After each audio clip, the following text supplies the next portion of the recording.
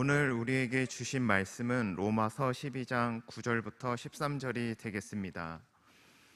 찾으신 후 저와 여러분이 한 절씩 교독하신 후 마지막 절은 다 함께 합독하시겠습니다. 제가 먼저 봉독하겠습니다. 사랑에는 거짓이 없나니 악을 미워하고 선에 속하라. 형제를 사랑하여 서로 우애하고 존경하기를 서로 먼저 하며 부지런하여 게으르지 말고 열심을 품고 주를 섬기라. 소망 중에 즐거워하며 환난 중에 참으며 기도에 항상 힘쓰며 성도들의 쓸 것을 공급하며 손 대접하기를 힘쓰라. 아멘. 이것들을 정언하신 이가 이르시되 내가 진실로 속히 오리라 하시거늘 아멘. 주 예수여 오시옵소서. 주 예수의 은혜가 너희 모든 자들에게 있을지어다. 아멘. 여러분, 신구약 성경의 마지막, 신약 성경의 끝이기도 하지만 구약 성경 전체의 마지막인 요한계시록 마지막 장 22장 20절과 21절 두 절은 그렇게 성경을 닫습니다. 성경이 그렇게 닫혀지고 있는 것이죠. 이것들을 증언하신, 이 말씀을 증언하신 이가 직접 말씀하신 거예요. 이르시되 내가 진실로 속히 오리라. 아멘. 주 예수여 오시옵소서. 주 예수의 은혜가 너희 모든 자에게 있을지어다. 아멘. 이렇게 끝나죠. 여러분, 어제는 참 의미 있는 하루였습니다. 그리고 하나님 앞에 행복하고 그리고 감사가 절로 가슴에서 입술에서 나올 수밖에 없는 그런 하루였습니다. 어제 하루는 무엇보다도 그동안 오랫동안 저와 여러분이 함께 기도하였던 성전기도, 제단의 불을 끄지 않게 하라 라고 하는 하나님의 말씀을 붙잡고 주의 종들은, 저는 작년부터 기도했으니까 원래 집중적으로 1월부터 성전기도를, 여러분들의 성전기도를, 코로나 시대가 이렇게 멀리 갈 줄 알지 못했어요. 그래서 하나님, 코로나 시대에 관계없이 이 성전 기도가 이루어질 수 있도록 해달라고 새벽과 밤으로 밤낮으로 기도했는데, 어제 432명의 성도들이 어제부터 기도를 시작했습니다. 월요일 새벽부터 지금 아직 저 뒤에 기록하지 않은 분들이 참 많은데요. 이제 다시 수정을 하려니까 또 큰 인쇄를 다시 뽑아야 돼요. 그래서 우선은 그대로 붙여뒀는데, 어제 그저께까지 신청을 한 분, 인쇄하기 전까지 신청한 분이 432분이에요. 어제 제가 그 명단을 보고 담임 목사가 중보를 했는데 참으로 놀랍습니다. 그리고 어제 아침부터 밤 10시까지, 어제가 밤 제가 10시가 됐는데도 이 성전에 16분이 밤 10시에 방언을 하며 하나님 앞에 눈물을 흘리며 나라와 민족과 교회를 위해서 기도하는 참으로 뜨거운 성전의 임재, 하나님의 임재를 경험할 수가 있었습니다. 놀라운 일이시죠. 하나님께서 시대적 소명이 무언가를, 이 작은 교회를 통해서 이루어가실 하나님의 뜻이 무언가를 다시 한번 여러분을 통해서 확인하는 그런 놀라운 시간이었습니다. 시간이 있는 대로 성전에 그냥 나와 기도할 수도 있지만, 꼭 늘 바쁜 일이 있으면 또 기도를 또 그날 그 시간을 못 할 수도 있죠. 출타할 경우도 있고 출장 가실 경우도 있고 또 다른 어떤 형편이 계실 거니까, 그러더라도 내가 이 시간은 베드로와 요한이 제9시 기도 시간, 오후 3시죠. 제9시 기도 시간을 그래도 정해놓고, 베드로가 선교 여행을 가면 못할 수도 있지만 그래도 그 시간을 딱 정해놨단 말이에요. 내가 못하면 다른 데 가서라도 그 시간은 성전을 향하여 기도하는 거예요.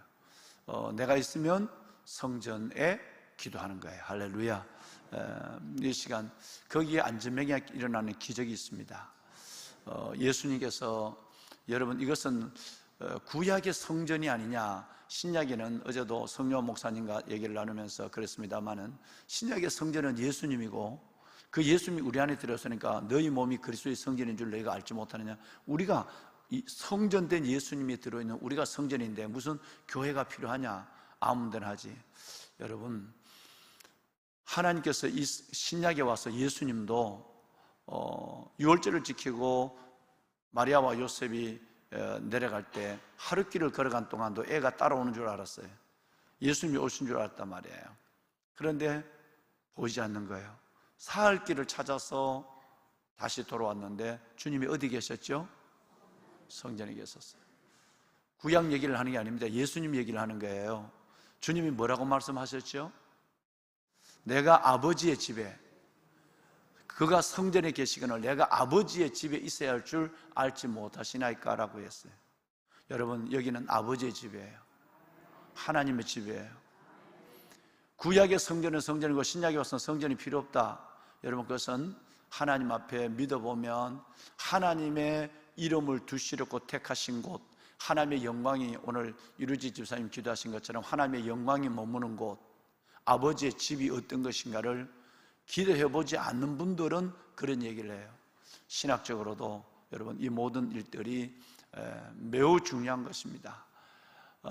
나는 그래서 한 150분 정도가 기도 대장들, 기도 용사들이 해서 이 시대를 살리고, 우리 교회만 이렇게 부흥하고 우리 교회만 이런 것이 아니라 우리는 시대적 소명이라고는 하나님 비전을 받았으니까 한 150여 분, 120여 분, 그 마가의 다락방에서 마지막 기도한 분이 120명이거든요.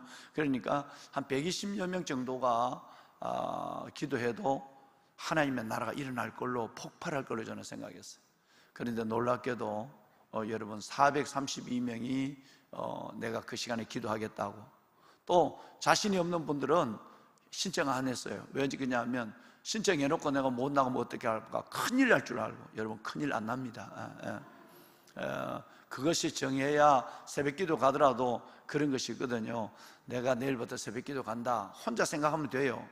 근데 그것은 아마 뒤에 도망갈 궁리를 가지고 있는 거예요. 내가 갈 수 있으면 가고 못 가면 못 가고 하는 궁리를 갖고 있는 거예요. 그래서 진짜 하나님 앞에 오늘 유리 집사님 기도한 것처럼 열심히 있는 사람은 가족들에게 선포해요. 나 내일부터 새벽기도 한다. 누구에겐가 선포해버리면 그것 때문에도 새벽기도를 갑니다. 박성훈 집사님 그렇죠?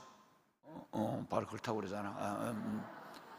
여러분, 그러니까 뭐든지 그게 굉장히 중요해요. 이건 하나님과 사람 앞에 입으로 선포하는 거예요. 그럼 마귀는 움직하는 거예요. 내가 뭐 기도 형편이 되면, 우리 장로님들 중에도 그런 분이 계신 것 같아요. 멀리 있으니까 내가 형편이 되면 가서 기도하고 안 되면 또 못하고. 여러분, 자칫하다 보면 내 많은 기도의 자리를 다른 것에게, 사탄에게 내어주고 자기를 합리화시킬 수 있는 궁리를 처음부터 만드는 거예요. 그러면 안 됩니다.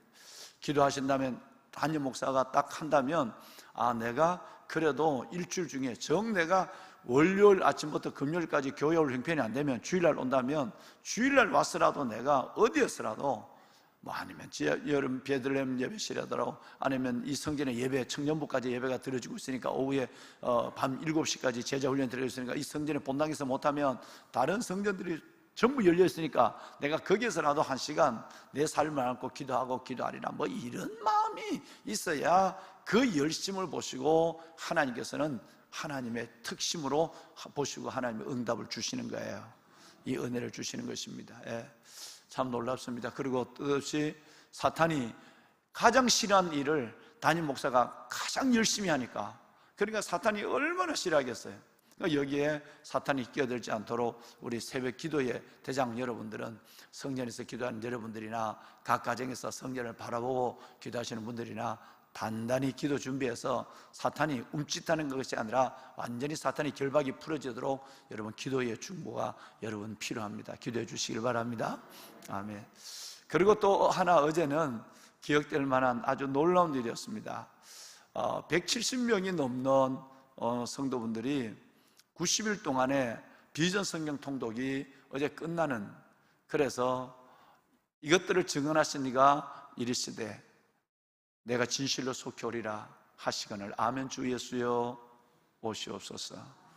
주 예수여 내가 너희 모든 자들에게 있을지어다. 마지막 성경을 덮은 날이 7월 1일 어제였어요.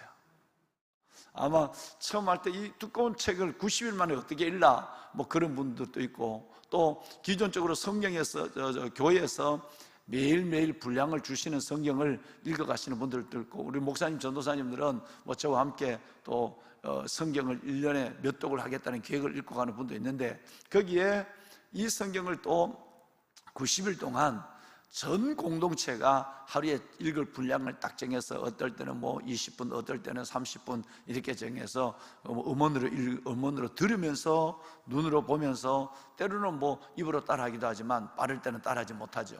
그래서 이걸 성경을 한 건, 이 성경 전체의 맥락을 하루 전에 밤 9시에 카톡이 들어와요. 읽을 분량이 어디서부터 읽을 분량이고, 그 내용은 뭐고, 그 내용은 그리스도 안에서 어떤 의미를 가지고 있고, 아주 잘해요. 잘 설명을 해줘서 팀장님들이 이걸 다 조장님들이 메시지를 보내줘요. 그러면 그날 밤 9시부터 아니면 그 다음날부터 그걸 하루 동안 읽으시고 딸기를 올리면 돼요. 그래서 어제는 딸기가 풍성해요. 지금 90일 동안에 막 딸기가 이제 너무 풍성해요. 집집마다 딸기를 다 땄으니까요. 그래서 그 딸기를 휴대폰에 읽었다는 올려요. 그럼 내가 조장님 성경을 읽었습니다 라고 올리는 거예요. 그날 또 해야 될 여러분 짧은 과제도 있고, 90일 동안 어제 끝나는 날이에요. 어제 90일 수관 조장님들도 계시고 170분이나 넘는 분들이 참여했어요. 그러니까 하나님이 이 교회 공동체를 얼마나 사랑하는지, 하나님이 작년에 하나님께서 이 때가 이럴 줄 몰랐거든요. 예배가 이렇게 제한되고 20%밖에 안 되고 새벽 기도도 나고 싶은 분들이 얼마나 많은데, 이 성전이 이렇게 차버리니까 이 성전에서 예배 못하는 분들, 오시더라도 다른 예배 공간에 갈 수밖에 없는 분들이 계시잖아요. 이럴 때가 올 줄 몰랐거든요. 그러니까 하나님이 벌써 2016년도에 예배를 못 드릴 때가 온다. 아무도 예배하지 않는 곳에 내가 예배하리라. 아무도 주를 부르지 않는 곳에 내가 주를 부르리라. 이럴 때가 온다는 말씀의 부흥. 우리는 정말 에베소서, 빌립보서부터 로마서까지 통독 끝없이 했어요. 기도의 부흥, 어제부터 기도의 부흥이 터졌어요. 어제부터 기도 부흥이 들었지만 일어나기 전에는, 이 부흥이 시작되기 전에는 여러분들이 그동안 새벽마다 이 성전 가득한 모습으로 기도해서 어제 400분이 넘는 분들이 이 나라 민족과 이 땅의 교회와 이 공동체를 위해서 기도하는 자리에 세움을 받은 줄로 믿습니다. 말씀 부흥, 기도 부흥이 일어났어요. 이것은 바로 이 시대적 소명을 이루기 위한 하나님의 거룩한 뜻이 우리 공동체 안에 있다는 것을 조금도 의심할 여지가 없는 것입니다. 함께 기도해 주시고, 하나님의 나라, 믿음의 주요, 하나님의 천국의 기둥들로 끈끈이 서가는 여러분 모두에게 살아계신 하나님의 축복과 은혜, 그리고 아버지의 영광이 가득하기를 주의 이름으로 축원합니다. 아멘, 아멘. 자, 여러분, 이제 아마 다음 월요일 정도가 되면 우리는 오늘 읽으신 이 13절 말씀이 다 끝날 것 같은데요. 신학생활의 12가지 표준, 이제 여러분 성경 보지 말고 한번 방송실 띄우지 마세요. 너무 친절하지 마시고, 한번 담임 목사 얼굴만 보면서 한번 이렇게 뭐 이 정도 되면 다 여러분 가슴에 아마 성령의 철필로 가슴의 신비에 새겨지는 말씀이 될 줄로 믿습니다. 반복을 하고 있거든요. 신앙생활이라면 이 12가지의 표준을 가지고 생활해야 된다. 왜냐하면 11장까지는 교리, 12장부터는 바로 여러분 하나님의 삶에 대한 부분이니까, 삶에 대한 시작은 바로 하나님 앞에 온전한 기뻐하시고 선하시고 기뻐하는 예배를 드리는 것이다. 한 마음을 갖는 것이다. 생각을 통제하는 것이다. 기억나시죠? 생각을 주장하는 것이다. 그리고 나서 구체적으로 12가지가 나왔어요. 자, 제일 먼저 사랑부터 시작됩니다. 사랑엔 것이 없나니 악을 미워하고 선에 속하라. 형제를 사랑하여 서로 우애하고 존경하기를 서로 원자하고 부지런하여 게으르지 말고 열심을 품고 누구를? 주를 섬기라. 소망 중에 즐거워하며 환난 중에 참으며 기도에 항상 힘쓰며. 그 다음에 이제 오늘부터 보시는 것은 성도들의 쓸 것을 공급하며 나그네 손님 대접하기를 힘쓰라. 힘쓰라는 말씀이 두 번 나오죠. 기도에 힘쓰라, 그리고 손 대접하기를, 나그네 대접하기를, 손님 대접하기를 힘쓰라 라고 하는 말씀이에요.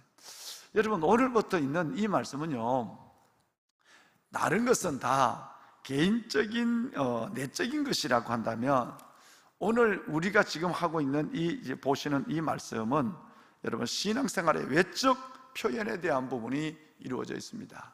외적 표현이죠. 뭐 예를 들어서 성경을 통독한다. 성경 구약이 929장이거든요. 신약이 260장이에요. 합하면 1189장이에요.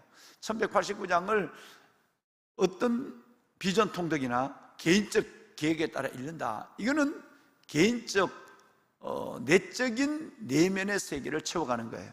또 우리가 성전에서 나와 기도한다. 이것도 하나님과의 관계 속에서 먼저 하나님과의 나의 얼굴의 관계가 회복되고, 그리고 나라와 이 땅의 교회와 우리 공동체와 우리 가정과 자신의 기도 제목을 가지고 기도하는 거예요. 하늘 문이 열리면 기도의 문이 열리고, 기도의 문이 열리면 삶의 빗장이 꺾어져요. 우리 여름을 막고 있는 빗장이 무너지게 돼요. 이것은 개인적이고 내적인 부분으로 시작이 돼요. 그런데 오늘부터 지금 말씀하는 이 마지막 두 가지는 신앙생활의 외적 표현이에요. 외적 의무예요. 지금까지는 다 내적인 것이었지만 여러분 사랑도 내적인 것이죠. 여러분 그 소망 중에 즐거워하고 이거 다 내적인 것이에요. 그런데 이제는 마지막 두 가지 성도들의 쓸 것을 공급하고 구제하는 거죠. 그리고 손대접하기를 힘쓰라 라고 하는 것은 신앙생활의 외적 표현과 외적 의무에 대한 부분을 말씀하고 있습니다. 성도들을 구제하라 라는 얘기예요. 여러분 당시 초대교회는 지금 우리의 상황과는 비교할 수 없는 두 가지 어려움이 있었습니다. 가난해요. 정말 먹을 것이 없고요, 살 길이 없어요. 이 두 가지 때문에 첫째는 로마의 압정과 수탈이에요. 로마의 지배 속에서 좋은 것들은 다 로마에서 지배당하고 있으니까 우리처럼 36년의 일본의 수탈 정도가 아닙니다. 어느 정도냐면 우리 그 금강송 좋은 소나무, 그 소나무를 벗겨서 송진까지 다 가져갔거든요. 연료를 쓴다고 다 가져갔단 말이에요. 수탈이 극에 달했단 말이에요. 그런데 그 정도가 아니에요. 여러분 이것은 그 수백 년 동안 여러분 이 로마가 이 모든 것들을 지배해가게 되죠. 전 세계를 지배하게 되는데 그동안 예배도 유대 땅도 예배가 되지 않았어요. 그들이 수탈과 여러분 그들의 압박으로 인해서 삶은 피폐해졌습니다. 그런데 오늘 이 본문에 말씀하는 것은 그거는 백성들의 일반적인 것이고, 거기에 더해서 또 한 가지 뭐냐면 수많은 그리스도인들이 여러분 끌려가서 순교를 당해요. 예수를 믿는다는 것 때문에 죽음과 추방을 당해요. 그러다 보니까 아무것도 걸칠 옷도 없고, 여러분 그 베드로가 헛이불을 걸치고 주님을 따라갔다고 하는 그는 옷이 되기도 하고, 그리고 낮에는 그늘이 되고 양산이 된단 말이에요. 그리고 밤에는 이불이에요. 근데 이거 하나, 겉옷이라고 하는 겉옷은 그만큼 중요한 건 이불이니까 여러분 이거 하나 없는 경우도 있고요, 먹을 것 하나 없어요. 내일의 양식이 없어요. 일용할 양식이 얼마나 소중한가 느낄 수밖에 없어요. 왜? 예수 믿는 그 하나 때문에 박해를 받아서 도망을 다니고 죽음을 당하고 가족이 죽어버렸고, 그리고 여러분 빈굴에 들어가 있으니, 여러분 카타콤베에 들어가 있으니 어떻게 먹을 것이 있겠습니까? 삶이 오늘이 내 인생의 마지막 날로 선포하고 기도하고 살아가는 거예요. 그러니까 이 두 가지, 로마의 압박과 수탈 때문에, 또 하나는 믿는 교회 공동체 안에 공동체가 사도행전에 말씀한 것처럼 뿔뿔이 흩어졌단 말이에요. 흩어져서 그들이 순교를 당하고 핍박을 당한 것 때문에 직장은 돈을 못 버니까, 그리고 도망을 다니니까, 숨어 있으니까 그들의 가난은 극심했습니다. 여러분 이것을 두고 지금 오늘 성경은 말씀한 거예요. 로마도 마찬가지예요. 서서히 로마는 여러분 옥죄를 지어오고 있죠. 지금은 자유를 주며 신앙을 보장하는 것 같지만 아시는 대로 10대 왕조로 가면서 이건 점점 무서운 핍박으로 조여지게 있단 말이에요. 이런 가운데 있을 때 성도들의 쓸 것을 공급하라 라는 말씀이에요. 이건 굉장히 현실적으로 정말 성도가 당장 해야 될 가장 중요한 교회 성도들의 외적 신앙생활의 의무, 그리고 사랑이었다는 것이에요. 갈라디아서 6장 10절 말씀해 보시면요, 그러므로 우리는 기회가 있는 대로 착한 일을 하는데 누구에게 하느냐, 어떤 사람에게 하느냐, 더욱 무슨 가정에게? 믿음의 가정에게 할지라, 가정들에게 할지라.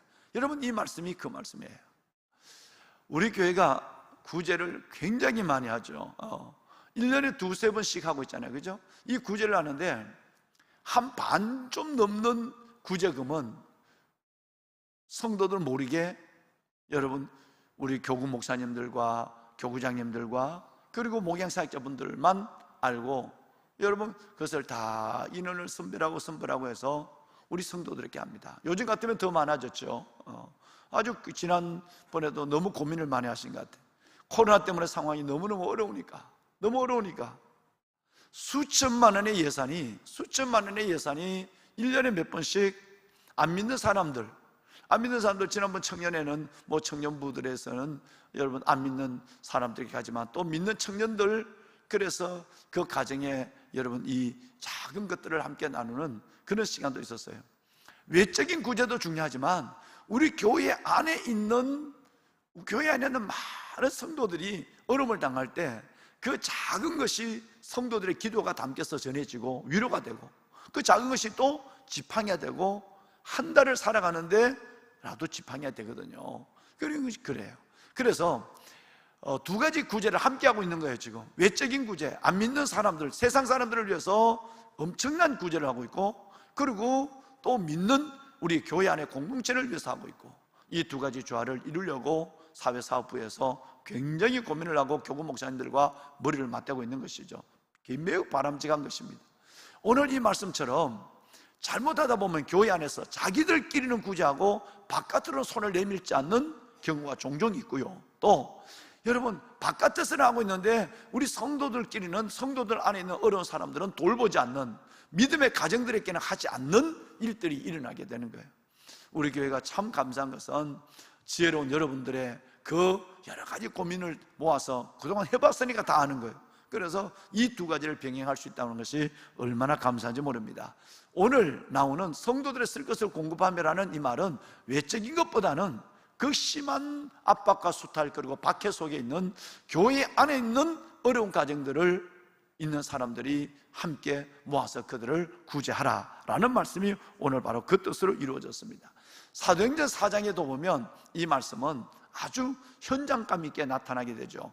사도행전 4장 32절에 보시면 여러분 잘 아시는 대로 34, 35절까지 연결이 되는데 너무 어려우니까 여러분, 그래서 믿는 무리가, 교회 믿는 사람들, 그래도 형편이 조금 더 안 는 사람들이 한 마음과 한 뜻이 되어서 유무상통, 물건을 서로 통용하는 거예요. 네 것 내 것이 없어요. 근데 여기 보면 내 물건인데도, 내 재산인데도 내 것이라고 말하는 사람이 없었다고 그랬어요. 여러분, 하나님의 나라가 그 속에 그렇게 놀랍게 임했습니다. 할렐루야. 정말 은혜가 오면 여러분 이런 역사가 일어나는 거예요. 내가, 하나님 내게 있는 어떤 모든 것들도, 심지어 나의 목숨과 나의 시간, 내 모든 것조차도 내 것이 아니라고 생각해요. 그것이 여러분 성경적 자기의 신앙의 가치관이에요. 그렇게 유무상통하면서도 어느 재물, 어느 재산 하나라도 내 것이라고, 자기 것이라고 하는 이가 없었다 말아. 놀라운 하늘 공동체가 이루어지고 있습니다. 여러분, 34절과 35절을 넘어가 볼까요? 그런데 그 중에 가난한 사람이 없었다. 너무 먹을 것이 없는데 왜? 있는 사람들이 집과 밭을, 심지어 집을 팔고, 내가 어디 가서 살아요? 여러분, 밭을 팔아서 뭘 소공해서 살아요? 집과 밭을 팔아서 사도들의 앞에, 주의 종들 앞에 내놓아서 그들의 필요를 따라, 각 사람이 필요를 따라 이걸 나눠주세요 라고 부탁을 했어요. 그래서 사도들은 이 나누어주는 걸, 그래서 사도행전 6장에 가보면 구제부를 만들잖아요, 그죠?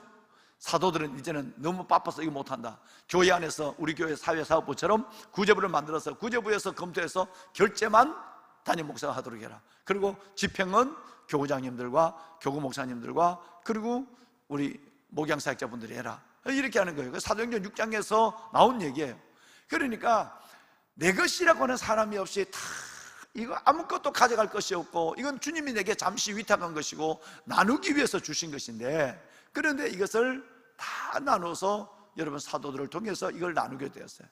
그래서 모든 사람들에게 그 필요를 채워주는 일들이 일어났다. 사도행전에 아주 자세하게 설명하고 있습니다. 여러분, 시대가 달라졌지만 우리에게도 필요하다면, 우리에게도 여러분 하나님께서 꼭 필요하다면, 이렇게 그리스도인들이 마음만 가고 말만 하는 것이 아니라 정말 성도들이 없다면 작은 것이라도 함께 나눌 수 있는 여러분들이 되어야 로마서를 들은 목적이 있습니다.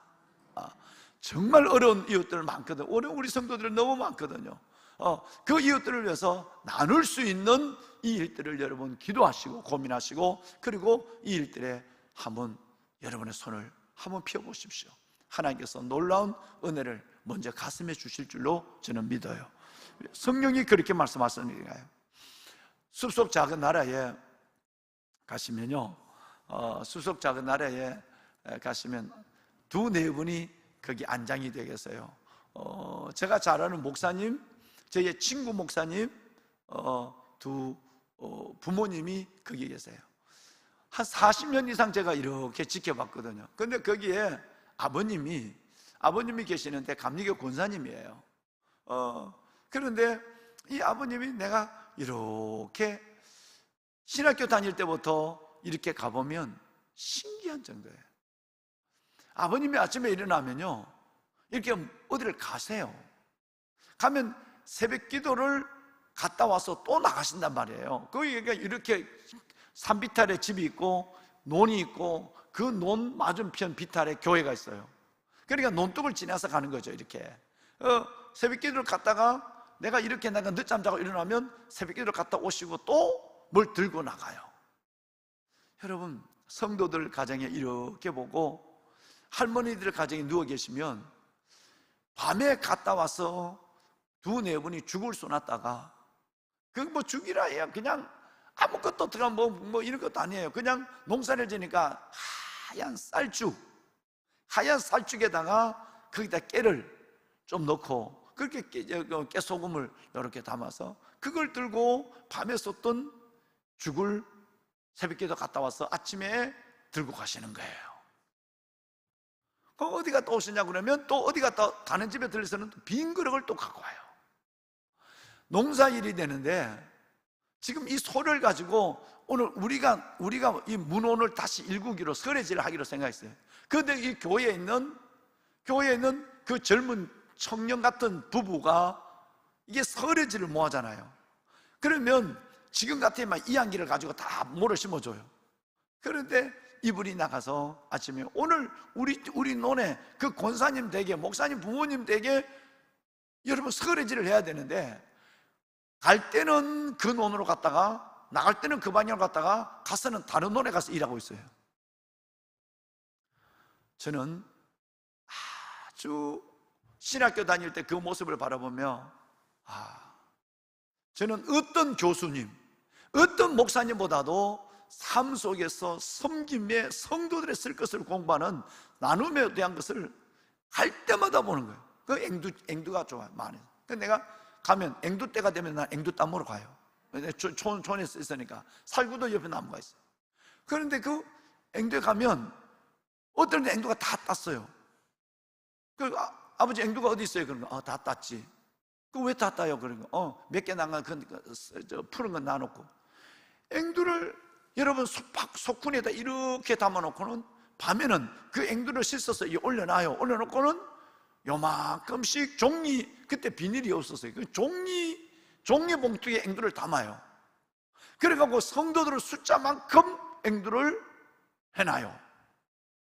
그리고 그것이 토요일쯤 따든가 화요일쯤 따든가 예배 있는 날 전에 따는 거예요. 그 성전에 가서 예배할 때 되면 기도하는 옆에다가 앵두를 다 하나씩 넣고, 살구도 다 넣고, 계란도 다 넣고. 그분의 삶이 얼마나 아름다웠을까요? 돌아가시면서 내게 유언을 했어요. 신 목사님, 내가 죽거든 내가 6.25 때 참전했던 그 군복의 계급을 붙여서 나를 입관을 내주라. 우리 아들들이 안 할지도 몰라. 아니 왜 안 하겠어요? 그 아들들이 그러다 보니까 하나님이 그 자녀들을 얼마나 축복했겠어요. 여러분, 한 분은 교장 선생님으로 은퇴하시고, 한 사람은 내 친구니까 목사고 두 형제예요. 살아가는 삶이 그 형제가 한 번도 마음 불치는 일이 없어요. 물론 뭐 목사라도 그렇지 않잖아요. 목사끼리 싸우는 사람도 있어요, 가정에. 놀라운 거예요. 복의 복을 받는 거예요. 자손만대가 복을 받는 모습을 지금 보고 있는 거예요. 그래서 내가 목사님이 지금 사역과 삶이 어디서 나오지 않느냐 잊지 마라. 내가 봐서는 목사님은 10%야. 아버지 어머니가 90%인 것을 목사님 지금 따고 계시는 거예요. 목사님은 다음 세대를 위해서 목사님도 그렇게 주는 사람이 돼야 돼. 베푸는 사람으로 살아야 돼. 지금보다 더 아버지의 삶을, 어머니의 삶을 헛되게 하면 안 돼. 늘 목사님이 용돈을 주고 나면 그 용돈이 없어져요. 금방 여러분 그 돈 갖고 성도들 누구를 섬기고 와요. 나중에는 우리 여자 권사님, 엄마 권사님이 시험 들어가지고 내 막 붙잡고 나면 막 그렇게 내 붙잡고 얘기해요. 저 양반 내가 천상을 못 고친다고. 나도 웬만큼 하는데 너무너무 하니까 우리 권사님, 그러더니 지금은 두 사람 다 우리 숲속 작은 날에서 꼭 안고 누워 계시잖아. 여러분, 저는 그 40년이 넘는 시간에 그 결말을 다 보고 온 거예요. 따라합시다. 곡간을 크게 짓는 것보다 씨앗을 넓게 뿌려라. 저의 지론입니다. 교회도 헌금 모으는 것보다 선교하고 구제하는 데 많이 뿌려야 돼요. 집에 내가 통장에 돈을 모으는 것보다, 여러분, 곡간을 크게 짓는 것보다 씨앗을 많이 뿌리는 고민을 가지면 하나님은 내 통장에 얼마 있는가 이거 전혀 관심이 없어요. 하나님은 주를 위해서 어떻게 섰는가 이것만 주님은 기억됩니다. 천국에는 여러분 소유가 아무것도 필요 없어요. 오직 하늘나라 여러분의 소유는 주를 위하여 베풀고 하나님을 위하여 드린 것, 이웃을 위하여 쓴 것만 하나님 앞에 기억되는 거예요. 이런 멋진 인생을 살고 싶지 않으십니까? 여러분, 그렇게 사십시오. 하나님은 살아계셔서 결코 굶거나 결코 여러분이 업신여김을 당하지 않게 하십니다. 자손 만대까지 말이죠. 곡간을 넓게 크게 짓는 것이 아닌 씨앗을 넓게 뿌리는 지혜를 가지고 늘 성도들을 쓸 것을 공급하는 여러분이 되기를 이 말씀으로 축원합니다. 여러분이 부자입니다. 손을 들겠습니다. 하나님, 오늘 그만하면 나는 가야 하고, 하나님, 내 인생의 때가 얼마인지 알 수가 전혀 없습니다. 주님 앞에 갈 때에 하나님, 참으로 가난한 자로 주 앞에 서지 않게 하여 주옵소서. 주님 앞에 부유한 자가 되게 하여 주옵소서. 성도들의 쓸 것을 공급하며 손대접하기를 힘쓰는 자가 되게 하여 주옵소서. 하나님, 비전 통독을 잘 마칠 수 있도록 인도하심을 감사합니다. 새롭게 한두 달 후에 비전 통독이 시작이 될 텐데 말씀을 가까이 하는 일을 조금도 게을리하지 않게 하여 주옵소서. 성경기도 속에 하나님의 임재가 있게 하여 주시고 응답이 있게 하시고 민족과 교회를 살리는 역사가 있게 하여 주옵소서. 하나님, 오늘 이 새벽 말씀을 받았습니다. 하나님, 곡간을 크게 짓는 욕심을 갖고 있는 것이 아니라 씨앗을 넓게 뿌리는 비전을 가지고 순종하는 자가 되게 하여 주옵시며 성도들의 쓸 것을 공급하며 손대접하기를 힘쓰는 자가 되게 하여 주옵소서. 주님을 세 번 부르고 기도합니다. 주여, 주여, 주여. 여호와 살아계신 아버지 하나님, 아버지 은혜와 사랑을 감사합니다. 하나님, 하나님의 은혜를 따라 성도들의 쓸 것을 공급하며 손대접하기를 구차고 어려운 가운데서도 하나님 나만을 위해 살아가는 것이 아니라 하나님이 우리에게 주신 하나님의 은혜를 따라 성령의 베풀며 살아가는 저희들 되게 하여 주옵소서.